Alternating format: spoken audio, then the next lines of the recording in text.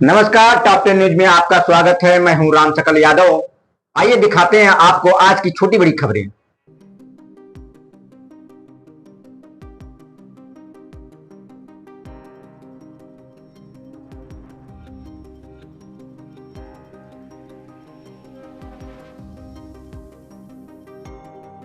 आजमगढ़ जिला के अतरौलिया से खबर है, जहां उत्तर प्रदेश सरकार के कैबिनेट मंत्री ओम प्रकाश राजभर ने अतरौलिया में जनसुनवाई के बाद पत्रकारों से बातचीत में विपक्ष, कानून व्यवस्था और बकरीद को लेकर बयान दिया। उन्होंने कहा कि बकरीद भाईचारे का पर्व है और सभी को इसे सौहार्द के साथ मनाना चाहिए। साथ ही सड़क पर नमाज ना पढ़ने और प्रतिबंधित पशुओं की कुर्बानी से बचने की भी अपील करते हुए उन्होंने इसे कानून और न्यायालय के आदेशों के अनुरूप बताया। जौनपुर मुठभेड़ को लेकर उठे सवाल पर राजभर ने कहा कि आरोपी के खिलाफ गंभीर धाराओं में मामला दर्ज है, इसलिए तथ्यों को देखकर ही टिप्पणी करनी चाहिए। उन्होंने समाजवादी पार्टी पर जातिवादी राजनीति करने का आरोप लगाया और कहा कि कई मामले में विपक्ष चयनित रूप से प्रतिक्रिया देता है। चुनाव आयोग और मतदाता सूची पर टिप्पणी करते हुए उन्होंने इलेक्शन कमीशन ऑफ इंडिया को स्वतंत्र संस्था बताया और कहा कि मतदाता सूची में गड़बड़ियों को लेकर कार्रवाई जरूरी है। मुख्यमंत्री योगी आदित्यनाथ के निर्देशों का जिक्र करते हुए उन्होंने कहा कि कानून व्यवस्था को लेकर सरकार सख्त है और अपराधियों पर कार्रवाई जारी रहेगी। सबसे पहले आज बकरीद है, बकरीद को लेकर आप क्या बधाई देंगे, किस तरीके से आप क्या कहना चाहेंगे? कि देशवासियों को बकरीद के अवसर पर सभी लोगों को ईद की बधाई देते हैं। पार्टी की तरफ से, अपनी पार्टी के नेताओं की तरफ से, अपनी तरफ से ईद की ढेर सारी शुभकामनाएं और बधाई देते हैं। मंत्री जी, बकरीद के दौरान सड़क पर नमाज ना पढ़ने और गौवंश की कटाई को लेकर सरकार कड़े निर्देश दिए हैं, लेकिन विपक्ष को इस पर आपत्ति है। इस पर विपक्ष राजनीति पर आप क्या किस तरह से कहेंगे? कि विपक्ष वोट की राजनीति कर रहा है। विपक्ष अगर कानून की बात करता तो हाई कोर्ट ने भी रूलिंग है, आदेश दिया हाई कोर्ट ने कि सड़क पर यातायात बाधित न हो। इसके लिए माननीय मुख्यमंत्री योगी आदित्यनाथ जी ने कई दिन से बार बार कह रहे हैं कि सड़क पर नमाज न पढ़िए, आप मस्जिद में पढ़िए, अपना कोई बात नहीं है, मुझे कोई दिक्कत नहीं है। लेकिन जब हाई कोर्ट का आदेश है, अगर आप सड़क बाधित करेंगे, मुकदमा लिखेंगे, तो फिर यही आपके विपक्ष के लोग चिल्लाना शुरू करेंगे और आप लोग भी कहोगे कि त्यौहार में बाधा डाल रही है सरकार। तो पहले से ही हिदायत है कि ऐसा न करो। जिन पशुओं पर पाबंदी है कि इनकी कुर्बानी नहीं होगी, तो ऐसे गलत काम क्यों कर रहे हैं? इसके लिए पहले से हिदायत दी जा रही है कि जो पाबंद है जिन पशुओं पर कुर्बानी के लिए, तो उनको कुर्बानी ना किया जाए। अखिलेश यादव ने फर्जी इनकाउंटर पर बयान दिया। समाजवादी पार्टी के मुखिया अखिलेश यादव का आरोप है कि सरकार केवल पीडीए, पिछड़ा दलित अल्पसंख्यक वर्ग के लोगों को निशाना बना रही है और जौनपुर की घटना पर फर्जी है इनकाउंटर बताया। इस आरोप पर आप क्या कहेंगे?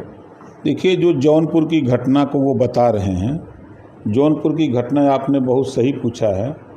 मैं उसको बता देता हूं कि जौनपुर की घटना की कहानी, कि जौनपुर में जो इन्होंने किया है, जो बताया है इन्होंने, जौनपुर में 23 मुकदमे रवि यादव के खिलाफ़ लिखे गए हैं और 23 मुकदमे हम आपको विस्तृत बता देते हैं। जौनपुर का अभियुक्त रवि यादव पुत्र कमलेश यादव निवासी सोधी थाना खेतासरा जनपद जौनपुर का रहने वाला है। उसके आपराधिक इतिहास इस तरह हैं। मुकदमा अपराध संख्या 12/26 धारा 115 2 351 3 352 BNS खेतासरा जौनपुर में दर्ज है। दूसरा मुकदमा अपराध संख्या 392/25 धारा 115 2 117 2 324 4 336 G 351 2 352 BSNL सराय ख्वाजा थाने में दर्ज है। तीसरा अपराध संख्या है 243/2025 धारा 192 191 2 115 2 392 351 3 BSNL खेतासरा जौनपुर में दर्ज है। चौथा अपराध संख्या 90/2026 धारा 103/103 पुस्तक में 1 BSNL खेतासरा जौनपुर में दर्ज है। अपराध संख्या 5वां 91/26 धारा 253 212 132 109 191 2, 191, 3, 190 BNES खेतासराय जौनपुर में दर्ज है। 6वां मुकदमा अपराध संख्या 120/26 धारा 109 1 BNES व 3/7/25 आर्म्स एक्ट थाना खेतासराय जनपद जौनपुर में दर्ज है। 23 मुकदमे कुल दर्ज हैं। 2 हत्या के हैं, 307, 308 के मुकदमे हैं। और इस बात को अखिलेश यादव जी, जिसके ऊपर 23 मुकदमे हैं, उसको बहुत शरीफ बता रहे हैं और आए दिन ये प्रेस करके बता रहे हैं कि फर्जी इनकाउंटर हो रहा है। तो हम तो अखिलेश यादव जी से कहेंगे कि ज़रा उसका इतिहास पढ़ लीजिए। अगर नहीं आपको हो तो एक हमारे यहाँ भेज दीजिए, हम कोई किसी को हम उसका डिटेल भेज देंगे आपको। अब देख लीजिए। अभी ज्वलंत उदाहरण है, गायत्री प्रजापति की पत्नी विधायक हैं, उनके दरवाजे पर समाजवादी पार्टी के यादव चढ़ कर के बुरी तरह तोड़फोड़ किए, मारपीट किए हैं, जिसका वीडियो वायरल हो रहा है। बाराबंकी में राजभर का गर्दन काट दिया, सिर्फ उसकी गलती थी, आइसक्रीम बेचता था। सपा का नेता आइसक्रीम मांगा, वो आइसक्रीम दिया, पैसा मांगा तो गर्दन काट दिया। आपके मऊ में राजभर की बेटी की हत्या कर दी है यादवों ने।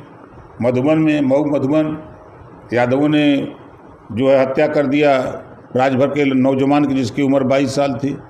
चाहे वो आजमगढ़ का मामला हो, चाहे कहीं का भी मामला हो, 95% मुकदमे या अपराध करने वाले, आपको जितनी हत्याएं हुई है उसमें 95% यादव कर रहा है।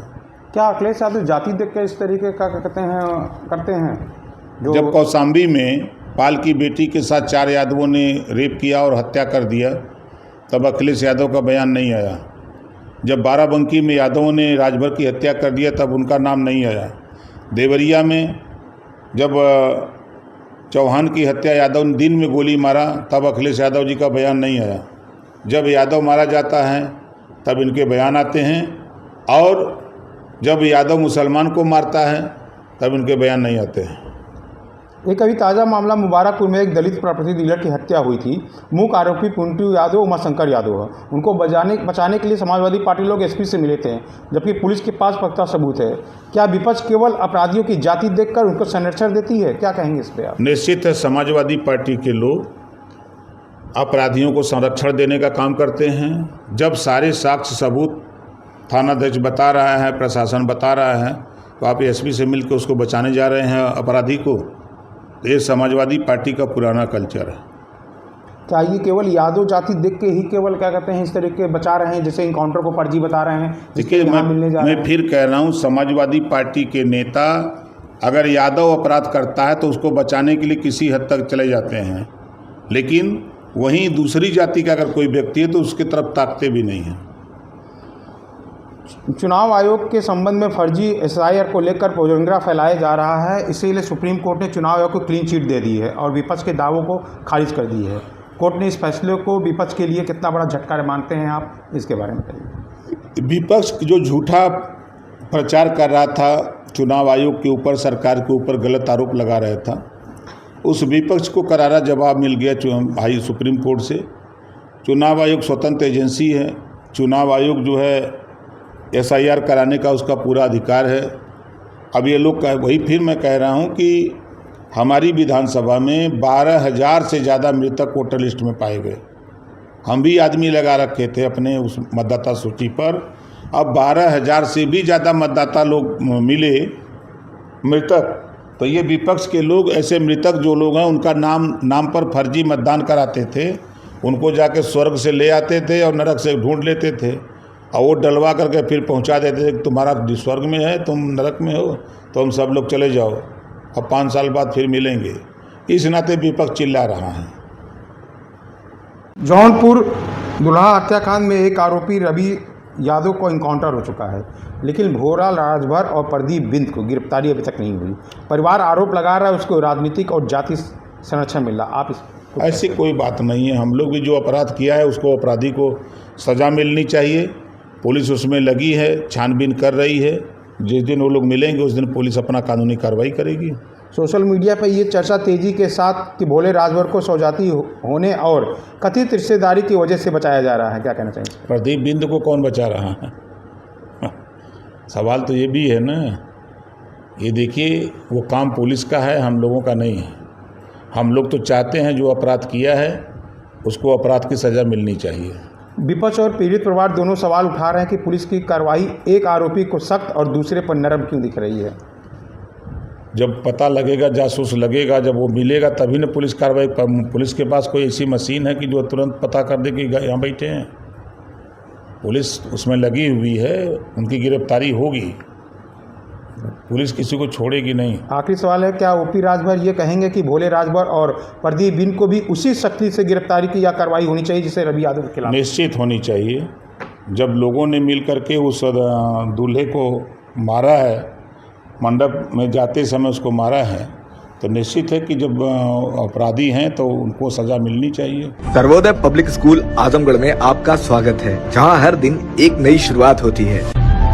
यहाँ आपके बच्चे की अच्छी शिक्षा और बेहतर भविष्य के लिए नई शिक्षा नीति 2020 के अनुरूप पाठ्यक्रम है और इससे जुड़ी सभी सुविधाएं उपलब्ध हैं। यहाँ sports, horse riding, dance classes जैसी यूजफुल एक्टिविटीज तो होती ही हैं, साथ ही लाइब्रेरी, म्यूजिक और आर्ट एंड क्राफ्ट के थ्रू भी बच्चों की क्रिएटिविटी को स्पेशली बढ़ावा दिया जाता है। बच्चों को तकनीकी दुनिया से जोड़े रखने के लिए स्मार्ट क्लासेस, रोबोटिक्स और कंप्यूटर लैब्स उपलब्ध हैं। छोटे बच्चों के लिए अलग से प्ले सेट एरिया है और एक्टिविटी रूम की व्यवस्था है। सर्वोदय स्कूल में बड़ी क्रिकेट एकेडमी के साथ ही हेल्थ और वेलफेयर क्लब भी है, जहां पर बच्चों को सेहतमंद और खुश रखने की पूरी कोशिश की जाती है। 6th क्लास से गर्ल्स के लिए सेपरेट क्लासेस और बिल्कुल सुरक्षित स्कूल बस सर्विसेज, वो भी GPS के साथ सभी रूट्स के लिए अवेलेबल है।